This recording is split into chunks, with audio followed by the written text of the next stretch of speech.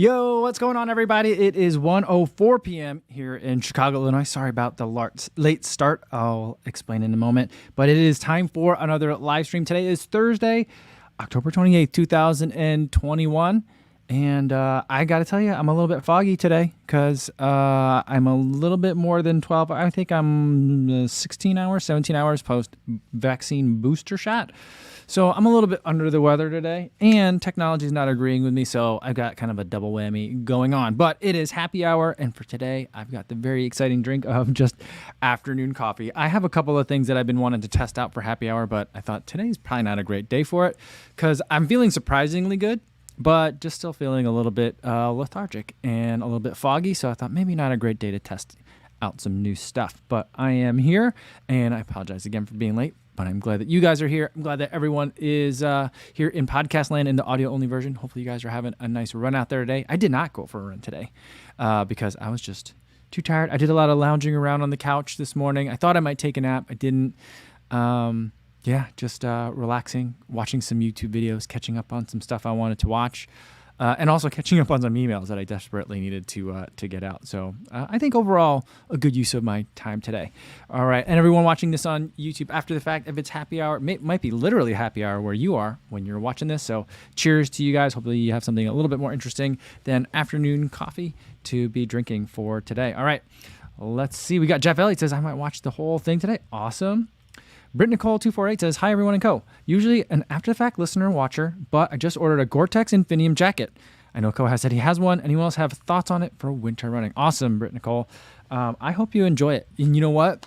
They sell out fast. Like once it gets like real close to winter, I mean, I feel like a lot of the Gore stuff, the good stuff, I mean, it's expensive, but like the good stuff is a lot like Kraft, where they both make really great stuff, but like the really like well-performing stuff. See, my brain's so foggy. The stuff that performs the best, I think, sells out early in the season. So good time to get it now. Trevor Holtzman says, hey, Jeff. Hey, everyone. CR says, hey, everyone. Hadi El-Muji says, hello from Berlin. Welcome. Good to see you here. And Runner Will says, hey, everyone. What's going on, Will? How are you? All right. Haviland Journey says, Whole Foods Thursday. Yeah, I was going to test out some more of those Vega proteins. They had like, when I was at Whole Foods, which was a while ago now, before the Chicago Marathon. There was like a 3-pack of like little like protein powders. So I'm like, oh, that's a good sampler pack. I like that. So I was going to do that for happy hour. Maybe I'll do that next week. All right. Terry Furlong says, for winter running, as long as it's not very windy, I can live with just about anything. Yeah, I mean, I think a lot of it's about layering. I think, though, if you're trying to get workouts in, though, that's where I'm like, I kind of want stuff that performs a little bit better, or if it's going to be a longer run, I'm worried I might get a little bit sweaty. That could pose some problems in some, cold temperatures. Then I start to worry about making sure I've got some kind of more specific gear. But, yeah, I think for the vast majority of my runs, I can probably get by with anything as long as I'm layering it well. Thomasville says, yo, what's going on? And Leona says, hey, co-fam. Hope everyone is running well and staying healthy. Got myself an IT band issue, which I hope won't derail me from CM. Oh, I hope it doesn't. Those can be tricky. Who was I watching the other day that said they just had something like that come up as well? Someone said they had an IT band issue. I'm not sure, but I think it's October, September. That's the time of year when a lot of people tend to have them. That's when their marathon blocks get to be their most intense. Happens to a lot of people, but hopefully you can get on top of that. I remember when I was getting coached by Coach Robin over at Edge Athlete Lounge, and I told her I was having some knee issues in 2019.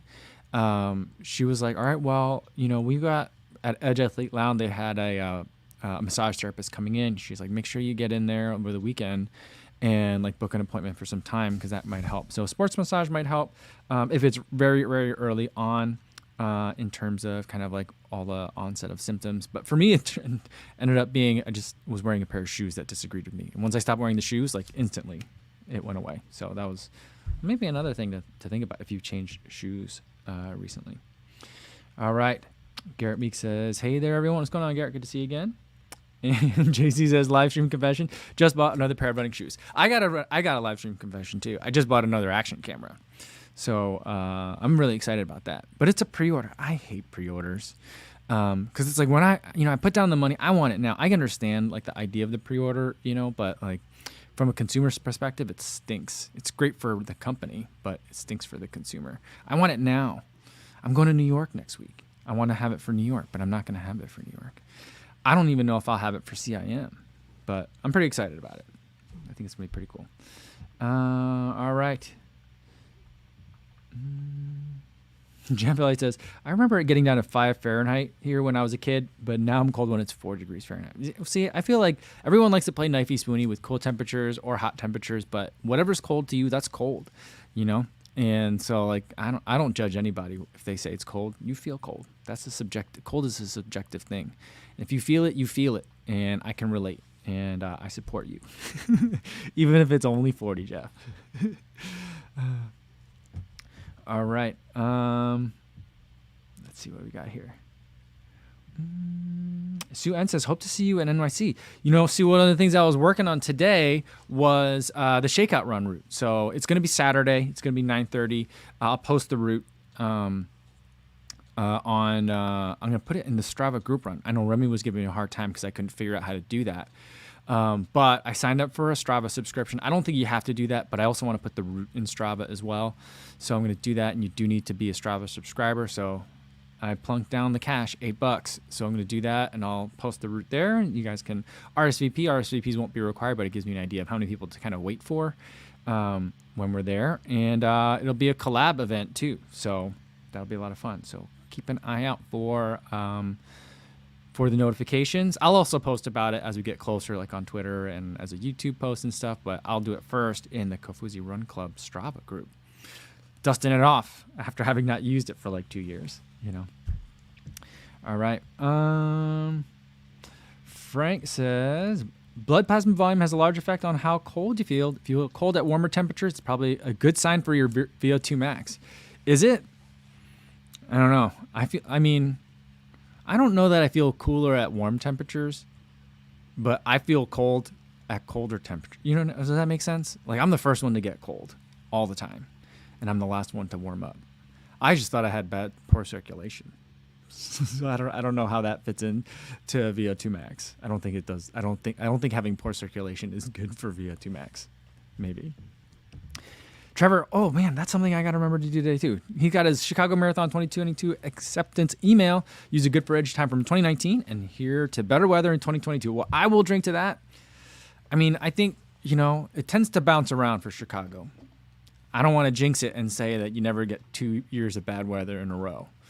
But it kind of bounces around from like hot to cold, just because you can get such a variety. Just look at some of the weather that we've had in Chicago, like the week, or this just the days after the Chicago Marathon this year. It's been cold. It's also been really windy and rainy, so it could be anything. But I will definitely drink to better weather for 2022.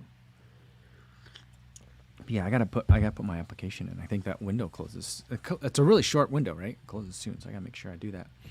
Jeff Elliott says, I'm hoping to buy a gravel bike in the spring that can use as a road bike. As my current thought on the setup, may get a separate set of wheels. Make sure it's a 2X. Nice. That'll be fun. Are bikes any? I don't think bikes are any easier to get right now, are they? You might have to put money down on that now, Jeff. Like a deposit or something. That's what all the bike shops were telling me. Either that or you're going to have to drive like 400 miles like I did to get a bike. Tracy Smith says, for Chicago, we're due for a good year. I feel it. I feel it, I hope so. Tracy Smith says, will I be signing up for the Shamrock Shuffle too? I'm not sure. I really don't know what my spring is going to look like. I was actually looking at, I was all over the place. Again, I told you my brain's a little bit foggy today because I'm just so tired. But I was going to sign up for Black Canyon today too. I keep telling people that I'm thinking about doing it. I just got to sign up for it, and if I end up not being able to do it, I'll lose the registration, whatever. But so I want to make sure I'm doing that. But then I'm like, all right, next spring, kids will be vaccinated. Everything will kind of be back to normal. Things will be opened up, hopefully. Maybe some broad travel. I just don't know what's going to happen in the next couple of months, and so yeah, I don't know. I like that race. I like doing it in person. It's a lot of fun. It starts at the same place as the Chicago Marathon. It's kind of the kickoff to the training season in Chicago for a lot of people. It's definitely a fun race. Frank says about the circulation, he says, you probably have good circulation. You don't have constricted capillaries, which keep you feeling warmer at colder temperatures and protect your core. Oh, I think that's a good point. But I have an old injury on my pinky. I don't know how that fits into it, really. I got cut by a box cutter when I used to work at Old Navy we were doing inventory one night or something like that. No, we were getting in a whole bunch of stuff at the changes. I don't remember, but I sliced my pinky open real bad to go to the emergency room. And ever since then, my pinky always feels like a little bit tingly. And it's the first finger to get really painful whenever it's real cold out. So I don't know. Maybe in the fingers I get a problem. I don't know. I think people could have localized bad poor circulation. Maybe that's what it is. All right. We got Cuddle saying, hi from ZA. What is that? Is that South Africa? Right? That's ZA. I'm sorry. I'm so unaware of what these abbreviations are. Says, a big thanks for the Decathlon review. Found a store here and bought the tights you tested. Only crap I has when my phone was moist when putting it in the back pocket. Oh, yeah. You know what I do sometimes? Well, what I usually do is I make sure the screen side faces out. So that way it doesn't accidentally do some touches, like register touches, So that's the only thing. You just flip it back the out way. That's the only thing. And, there's some pants that will have like a sweat-proof layer in between. But I feel like, doesn't that just mean that they've put something that's like non-permeable in your pants? That's going to make it hot, right? I mean, I guess you're putting a phone there already, so that's non-permeable too. So I don't know.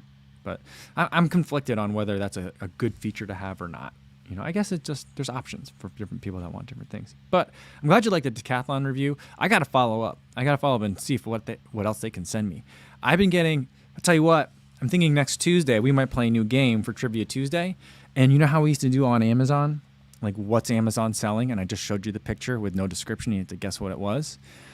I think I could do that with Decathlon. I think I can. They're in my Instagram feed now. So like whatever, cookies or tracking that is going on, like I'm getting all sorts of Decathlon ads, and some of this stuff I'm like, I don't even know what sport that would be for. So I think that could be a fun game. But I also feel like there's opportunities for fun videos that I could do there too, in terms of trying to do more work with some of the Decathlon stuff, because that was a lot of fun. I think we should do more of that. Affluent Journey says, ate my first Maurten gel. Not great. Gelatinous texture. Flavor was weird, and it didn't sit too great. Is there a getting used to it period? Yeah, there is. And every time I haven't had one in a while, and I usually only eat them like as I get close to race day, just because they're so expensive. It's not something I eat like on a daily basis. My daily basis is Science and Sport, because the price per unit's like $1 and change if you buy like 30 at a time. So I like that. But when you eat the Maurten gels, it's like you're eating like a pie filling. People call it like jelly, like unflavored jelly. That's I think a good way to put it. Like Smucker's, like out of the jar, like the red and white jar. I don't know if you have that where you are. I think you're in Florida, right? Affluent Journey? I couldn't remember if you're in the U.S. or not. But yeah, so that's what I think it kind of tastes like. I think Ryan Clayton recently had them for the first time, and that's what he described it as. I think of it as like a flavorless pie filling, like a not great pie, like not a homemade pie, but like a like a shelf stable, you find it at a gas station kind of pie filling, those like hand pies. If you didn't put flavoring in it, I feel like that's kind of what it would be like. It takes a little bit to get used to. But if it's not sitting with you well, that's something that I'm not sure I've ever really had that issue. What I tend to do though when I eat them is, and I just had them at the Trail Half Marathon, is I'll open them up, I'll squeeze like half of it in and just kind of chew on it and then run holding like the half-eaten gel, and then I'll give it a second and then I'll finish the rest of it. I don't usually like slurp it all up at once. That's just a lot, and the texture is a little bit weird. So that's kind of how I take them. Denver Randall says Bondi X full review. I don't really do full reviews. I'll do like a 100-mile review. I don't think it's going to take very long to get there. I think I'll probably get there before CIM in December, so like in the next month. But I think that, there'll be some, I'm thinking that's going to be like I think that's going to be, I don't know if I'll bring more than one shoe with me to New York. That'll be one that I bring because I'm going to go to a lot of Hoka events over New York. And next week I'll put out like my schedule of events for New York Marathon. I might need to do it sooner than Monday though. I feel like some of that stuff's going to book up fast. I looked at some of the Tracksmith events. I got the email from Tracksmith. I signed up for like the email list for like what are the Tracksmith New York City events.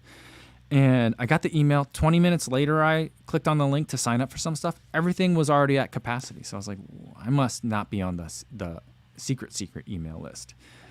I might just be on like the regular email list because everything was full. And I was like, I mean, I know New York, things feel faster generally, but I don't know.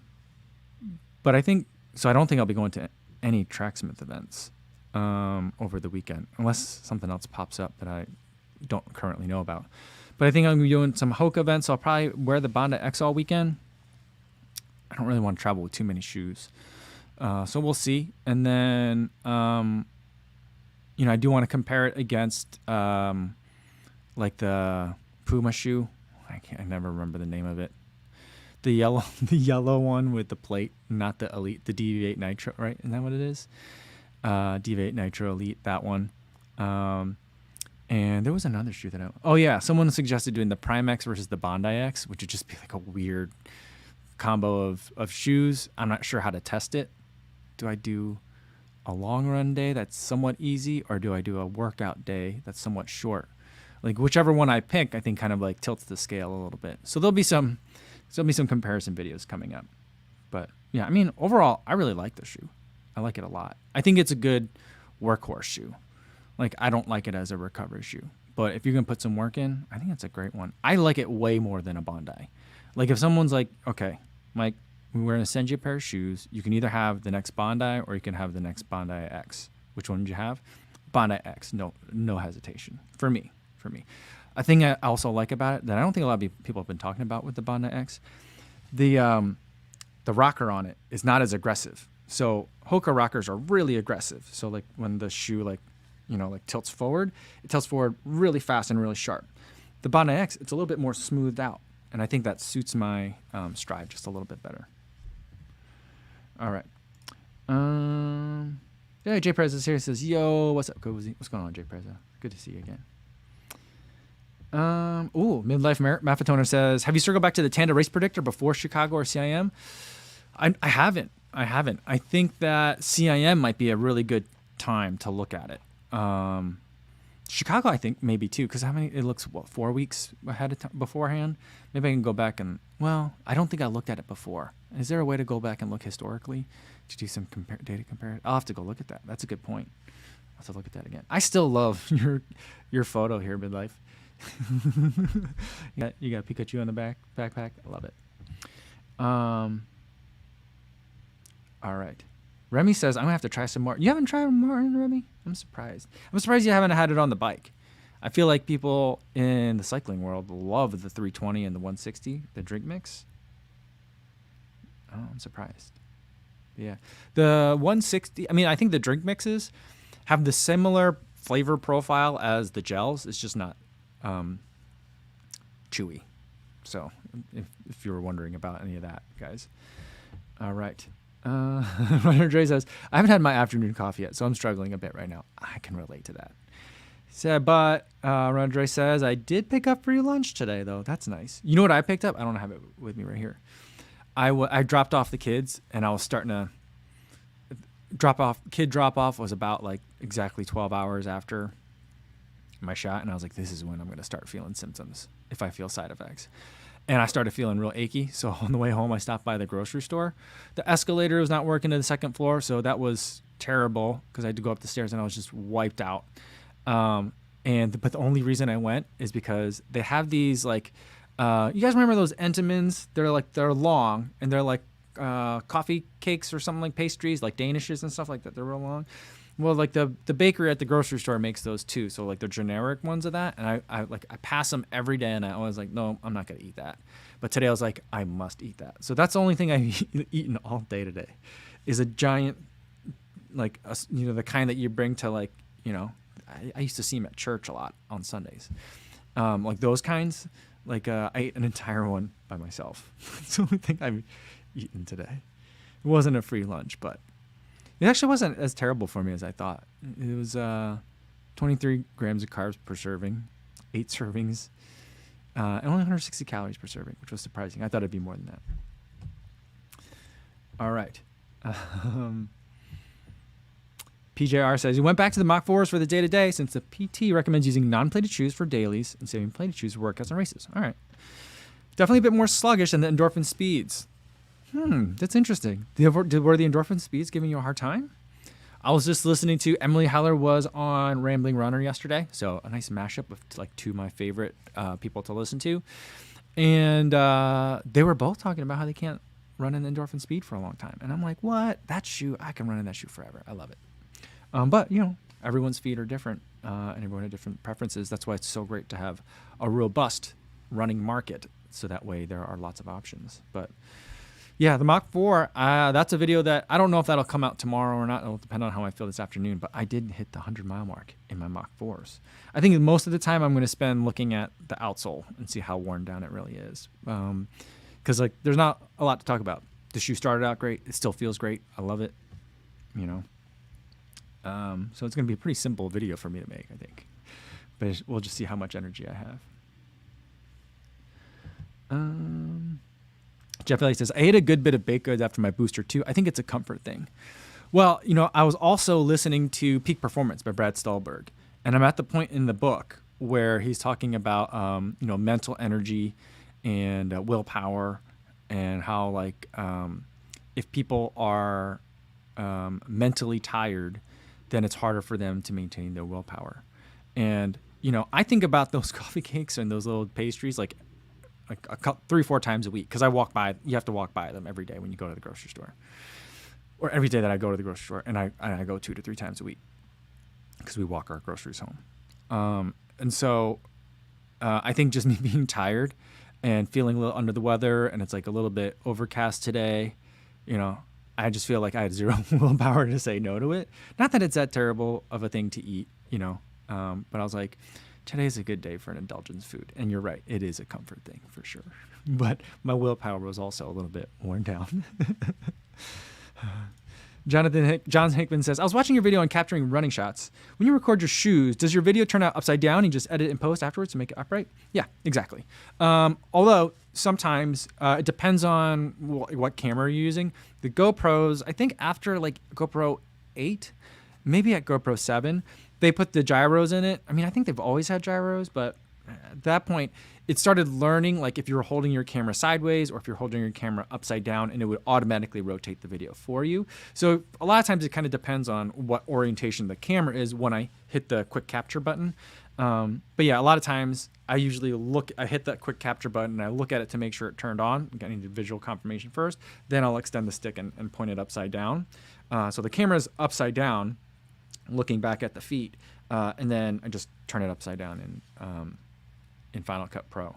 And what's super annoying about that is I use a lot of slow motion, and there's a lot of keyboard shortcuts I can use, so that way as soon as I drop the clip right into the timeline, it's like bloop, bloop, bloop. I hit 4 keys, and all of a sudden 25% enter, and automatically it's the speed I want.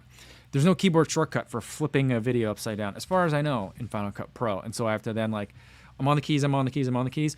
Now I'm on the trackpad, click in the box so that way I can rotate it, 180, enter, and then go back to do work. It's super annoying. I hate it. It's a tiny thing, but it's something that I do probably 50 times a video. So maybe not 50, but a lot of times a video. So it gets super annoying. And a lot of times my overhead shots too, like today's video, I did overhead shots of looking at, the pants. The way that I set my camera up, that's also upside down. So every one of those overhead shots, I have to rotate around so that it looks kind of the right way. So, but yeah, just have to rotate it afterwards. If you're using GoPro, and I think a lot of the different apps that you can use as well, you can do that on your phone too. So a lot of times I do have to rotate the video when I'm going from GoPro camera to Instagram, like Instagram Reel, then I'll have to rotate it, and you could just rotate it in the app. So you don't necessarily have to wait till you get back to your computer, depending on how quickly you want to get stuff posted. Jake says the endorphin speeds gave him bad blisters. Oh, good to know. That's good to know. Thanks for letting us know about that. Stevie76 says, don't trust the gyros. I don't know why, but that sentence sounds so funny. Denver Randall says, I kind of want to try the endorphin speed, but hearing Emily Heller review that the midsole is a bit stiff kind of made me avoid it. See, I don't think that, I mean, that's just it goes to show like how differently people can like perceive shoes. I think that the endorphin speed is super soft. It's super squishy. It's like, it makes me really think about how much the carbon fiber plate stabilizes a shoe when I go from like the endorphin speed to the endorphin pro. I'm like, I think it's the same foam in both of the shoes, but one is so squishy and one is so stiff. So like, yeah. I mean, if you kind of want to try it, if you have the option, I would try to find a place to go and try them on. Get on a treadmill. See if you could do that. All right, Remy says, I feel this, talking about the mental exhaustion. It hits me more than the physical. I need more sleep. Yeah, I need more sleep too. The more I think about being good about my sleep, the worse sleep I get. It's just one of those things. And then yesterday, because I got the shot at the evening, my sleep was terrible. I've never seen such bad sleep statistics. My heart rate was way high. My beat-to-beat variability was way low, and my heart rate variability was like through the floor bad. I've never seen it so bad. So I'm like, oh, my body's working. My body's working. So, yeah, I definitely need more sleep. Let's see. We've got, Frank says, I looked and I got the Mach 2s to 375 miles, and there was nothing wrong with them. Just retired them because didn't like them and figured that was far enough. That's fair. That's a good job. I feel though that the previous versions of the Mach had really thick stack heights though, right? I mean, they were big shoes. I feel like when I look at the new Asics like Nimbus Lite, I feel like that's what the old Mach shoes looked like. Am I wrong on that? I'm gonna have to look that up because I feel like that's how like puffy they looked before. Like this new Mach 4 I don't think looks like that, but then again, like how thick the stack height is can have an effect, but it doesn't have a huge effect on the outsole wear. But well, it's good to know. It's good to know about that Mach 2. Runner J says, is their shoe similar to the Speed but shorter stack height as a daily? I would say from Saucony I would look at the Kinvara. I ran in the Kinvara 11. See, the Kinvara has been going through some weird changes. I think they're trying to figure out what to do with it. So I felt like the Kinvara 11 was a change. It became a daily trainer, in my opinion. And the 9 and the 10 and the 12, right? 12 is what they're on now, right? The 10 and the 12 are back to what the Kinvara used to be, which is for me more like the Puma Liberate or like a Rincon, like a short fast day shoe. So that's kind of, I mean, maybe multiple of those could be ones that you could look at. But I also, from New Balance, like the Beacon. It feels a little bit different than the Endorphin Speed does. But I think in terms of fit, if you like the Endorphin Speed but want a shorter stack height, I think the Beacon is shorter, right? I can never remember the exact numbers. Only for the really weird ones do I remember the weird numbers. Jeff Elliott says, I like Ultras as a training tool, but I'm not sure I'd want to use them for a race, especially if I wasn't already used to them.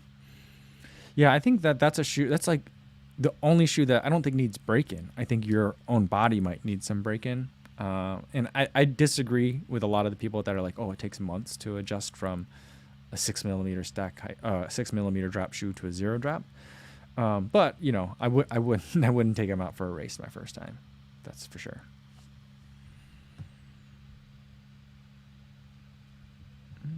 Wicked World, though, says, I can run all day in my Lone Peaks. I do like the Lone Peak, though. But the only thing about the Lone Peak is that the fit is like 2-foot shaped. I mean, it feels like it's a little bit big for me. When I'm just running easy on trails, I love it. But if things get a little bit more speedy or technical, then I feel like my foot's sliding around and they're just a little bit, it makes me a little bit nervous about it. Otherwise, it is really comfortable, especially just on regular roads, too. It's very comfortable on the pavement. We got a super chat from Midlife Maptoner. Thanks so much. I appreciate it. It says the Pikachu right back here was it was a 5-year-old. Oh my goodness.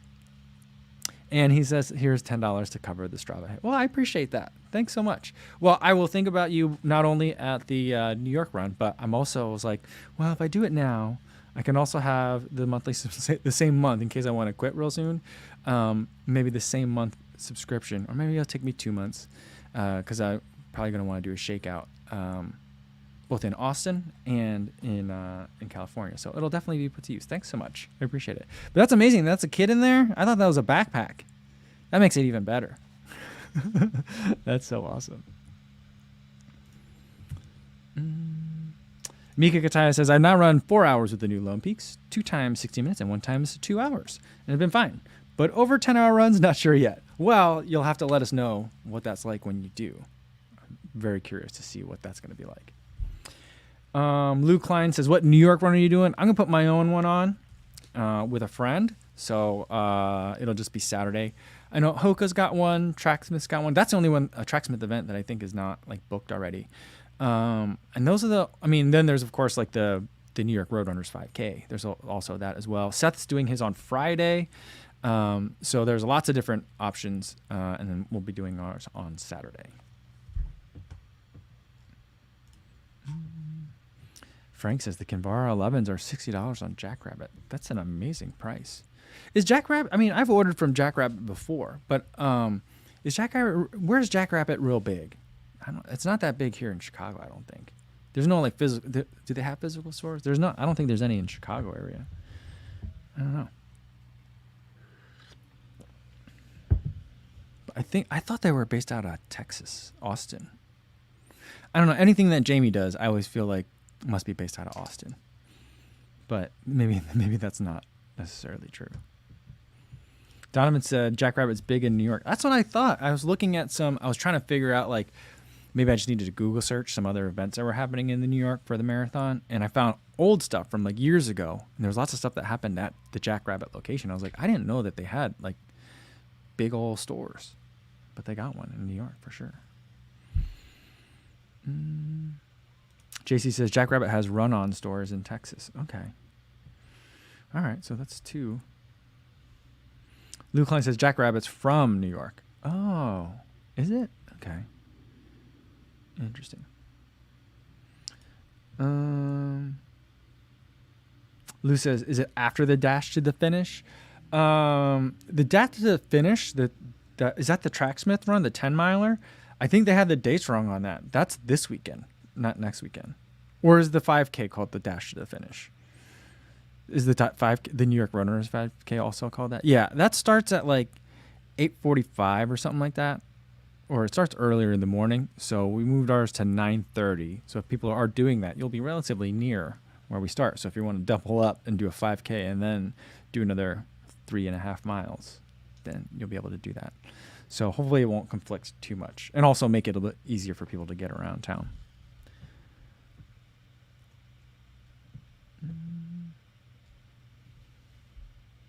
Oh, Martha says Jackrabbit is also behind all the stores called something something Running Co., like Boulder Running Company. Are they really? I didn't know that. Oh. I'm learning a lot about some of the like corporate structures of the running world, just from trying to do some work with brands and stuff, all the stuff that I didn't know, and also learning from you guys, stuff like this. Jackrabbit, like the secret giant in the running industry. I didn't know. Adam says, I thought Jackrabbit was from Indy. They own stores under different names in different locations. Yeah, okay, cool. Wicked World says that the Puma Liberate Nitro goes on sale often. The Nitro phone is amazing. Fast shoe. I've been doing 11-mile runs with speed intervals in the middle. Yeah, that's my favorite track. Like if you're going to take a road shoe on the track, Liberate is my favorite. It's got a very minimal upper. Reminds me a lot of like the original Zoomfly. The ones with lunar lawn. Reminds me of that. Or a little more accurately, like the Zoomfly SP, which also did have lunar lawn in them. And then the midsole is like just super bouncy. It's very thin, low to the ground, but man, it's exciting to run in. I agree with you on that. It is amazing.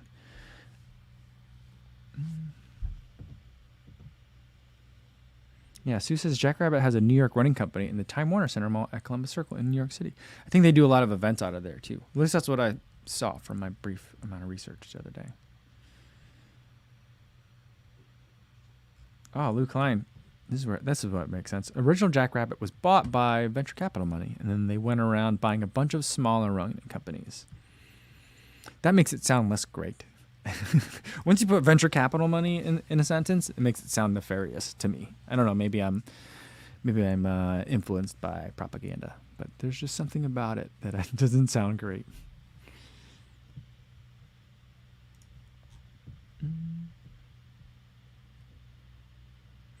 Jeff says, we have a Charlotte running company, and I don't love it.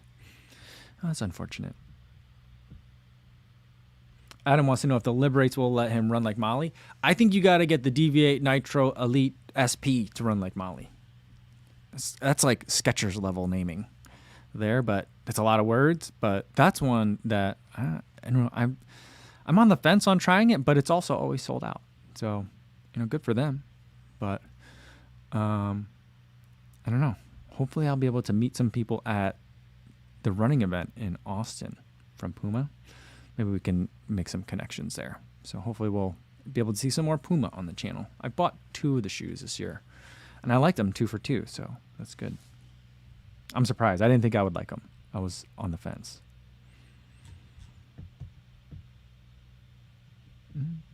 JC says, I'm open to some VC money. But here's the thing. So put it this way, though. Like, what if I was like, guys, great news for the channel. I just got some investors. Some venture capitalist money has been injected into the Kofuzi YouTube channel. Great things are coming. Would you be like, are they really? See, I feel like, so once you put the words like, I mean, I'm sure that there are, like good venture capitalist companies, but venture capital groups, but like not capitalists, but venture capital, but like just it just never seems right. But the money sounds great, I guess. I don't know why I think that's so funny. Somebody says Puma. You know what? I'll ask, because I think I'm going to meet some people from Big Cat and see what they think. Hey, did you guys see? I don't know if it was. She posted on her Instagram, but I think it came from TikTok. But Molly Seidel had this thing where there was like a little Molly Seidel cutout, like a little paper cardboard cutout of her, like a photo that cut out, and then she put it on this little carousel thingy, and then like hooked it on, and it was like this thing where she was like running around in a circle. That thing was awesome. I don't know. You guys got to go check that out. Check out her Instagram for that. I was like, I want to buy many of these, and I'll give them to people as gifts. That'd be awesome. And she, like, the reason why I think about that, because I just said big cat, and she was like, here we go with some little cat, big cat energy. Oh yeah, Luke Klein said, I saw that on IG. Yeah, it was good, right? Jason Dahl. If I took VC money, says all the hipsters would say this channel was cool before Co sold out. You know what's funny is that I got accused of selling out before I had like 10,000 subscribers. That was pretty funny. People would be mad. Yeah, I was just thinking about it the other day with the disclosures that I do. I don't know if I've just conditioned people now to like, this is just something this dude says and you can fast forward 10 seconds twice. Just hit the L button 2 times if you're watching on a desktop or on a laptop. And then it'll skip ahead or just use the chapters along the bottom.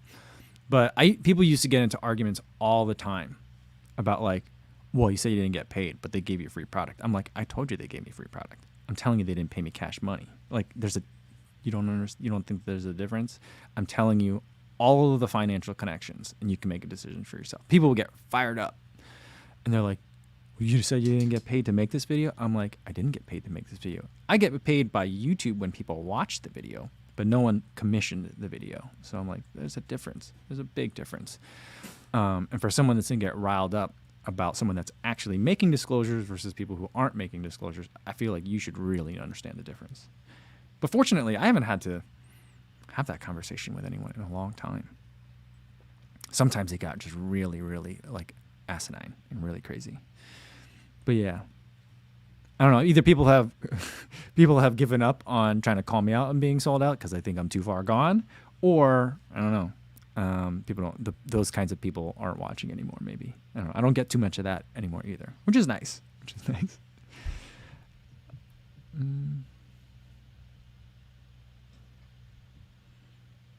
Runner Will says it was the Nike thing, right? Oh, well, I mean, like, yeah, well, whenever I would make a Nike video, people were like, oh, this boy loves Nike. So there was a lot of that. I still get that, too. Every time, like, when I made the Vomero 16 video, like a month ago, people were like, oh, man, this guy's such a Nike fanboy. And I'm like, oh, you must be new here. Welcome. Stick around for a while. So that was pretty funny. Yeah, Remy says, that being said about VC money, totally take some money into the channel for camera and bike gear. Yeah. I was listening to, and here's someone that I've been thinking, I want to reach out to him and see if I can maybe get him on for an interview, but he's got a day job. But Everyday Dad, I've been watching him since a long time ago. And he mentioned on Twitter the other day that he thinks that 4% of his views come from videos where product was seeded to him. And I was like, whoa, that's crazy. And I was like, I have so many more follow-up questions on that. Because the stuff he reviews is like computers and stuff, expensive things.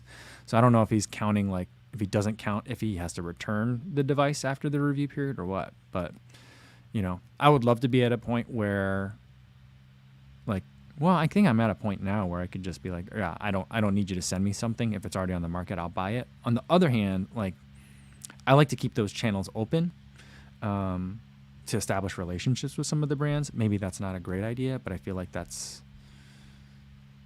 to me, that makes sense to have relationships with them and also to see what's coming too. Access and events is kind of like the main thing that I'm looking for. So, like, there's always a tension there in terms of like getting the gear, getting to a point where the channel can subsidize the gear for you, that kind of thing. I think that's like a big, that was a big thing once I got to that point where I'm like, okay, I think I'm making good decisions. Maybe I need to be a little bit more thoughtful about, like, what's the ROI on me buying a random shoe and running with it. But overall, I think I'm overall making good decisions. I think. And I don't have to rely on seeded product in order to be able to make the channel work.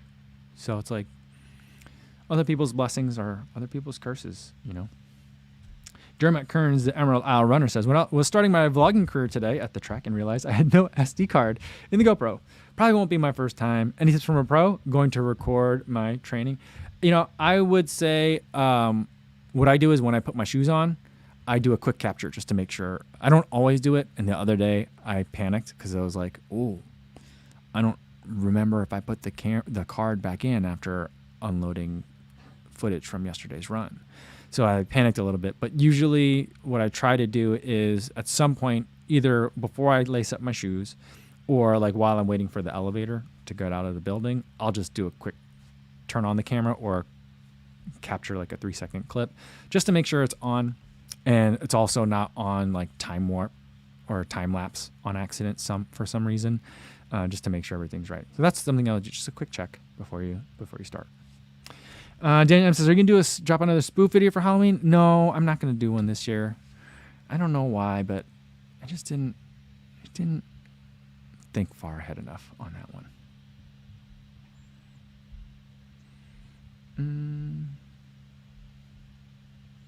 David said, the stuff that I did with ASICS felt just a bit too close for his comfort. I can understand that. There's a lot of integration there. Yeah. I take that into consideration. There's a lot. I mean, I'm not a robot, so I'm certainly susceptible to biases. That's why I list them all out for everybody, just so everyone else can kind of know what's going on in terms of if something is, putting their hand on the scale or not. So I appreciate you saying that, David, and I'm glad that you feel comfortable enough to be able to, confront me with it. Not that you're confronting me with it, but I appreciate what you're saying, David. All right. And Dermot Curran says he's starting to, so like his, going back to his original comment, he's going to start recording his training for a sub 2:35 marathon at 50 years old. That's impressive at any age. But at 50, that's impressive. It gives me hope, Dermot. So I'll have to follow along. You got to make sure you get that SD card in the slot because I want to watch that. All right. Jeff Elliott says, here's a real question. I checked and he's not here. Why does Matt Legrand only have 10K followers? His video is great and gets attention from big channels, DCR, Desfit, etc. I have no idea. Every time, well, I don't do it enough. I think that's part of it. I think that like anytime you see like a creator and you're like, this person needs to be bigger, I don't understand. I think that what you can do is if you liked a video, I would say take a screenshot of the video and then post a link to it and share it out on Twitter. If you use the share button from YouTube, sometimes in Twitter it just shows up as the link and it's boring and it's nothing fun to look at. So like I would say grab a screenshot too and do that. But he makes some fantastic videos, really great videos. The content's good, the visuals are good. Like it doesn't make sense to me either.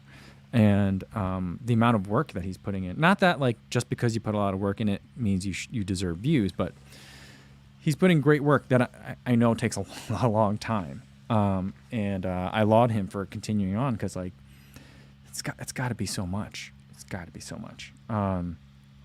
So it is a good question. I don't know. I think maybe that's something that we can all do is go out and share with whoever's following you on Twitter or Instagram or whatever, something that you liked seeing. I try to do that with podcasts. I don't always do that well, but I really try to do that with podcasts too, is whenever I hear something that I thought was good, try to like screen record it, post a clip, just a little snippet and with links so people can find it easy. I think that's the best thing that we can do.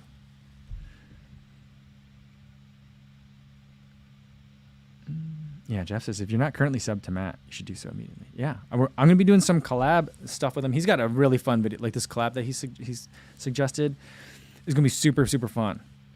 I don't want to spoil it, but it's going to be super fun. So just go sub to him now so you could say you were a subscriber beforehand.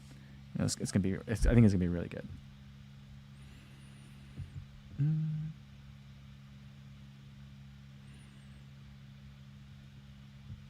Andrew Hahn says, hey, what's going on, Andrew? Says, I started putting some videos up, no expectation of gaining a following, mostly practice for a future project I'm working on in the background.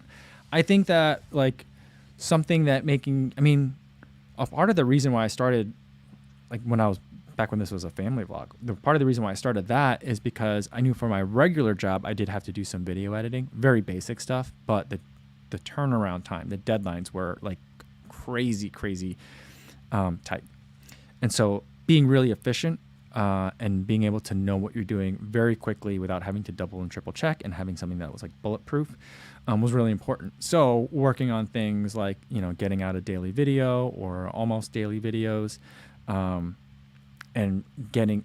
working with the products and like the video editing software and just getting into that workflow and understanding the products at that level, I think really helped me a lot in terms of my work. And then it kind of like, life imitates art, imitates life kind of thing. It came back and then this has become my job kind of now. So like, you never know where it's going to go, but I do think that like editing video is a very useful skill to have. I enjoy having it as a skill.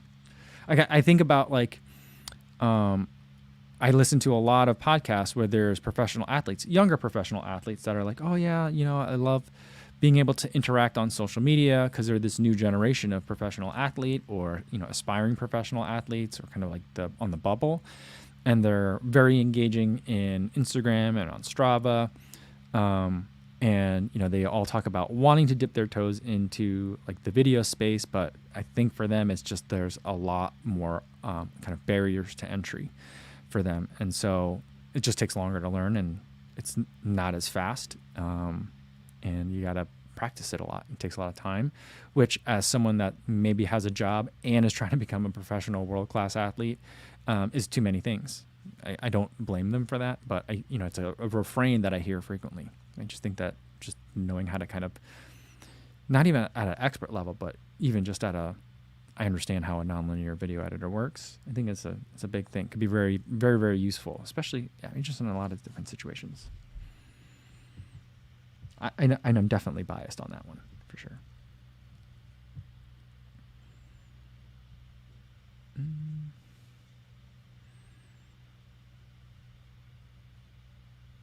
Let's see. Let's do one more of them. Remy says, that Remy Be Real guy isn't too bad either. Shameless plug. Yeah, I'm subscribed. You guys should be subscribed. Where did it go? Jeff Elliott says, if you're in here and not subbed to Remy, you need to fix that now. Yeah, we did an interview after the triathlon. Yeah, it's a good channel to follow for sure.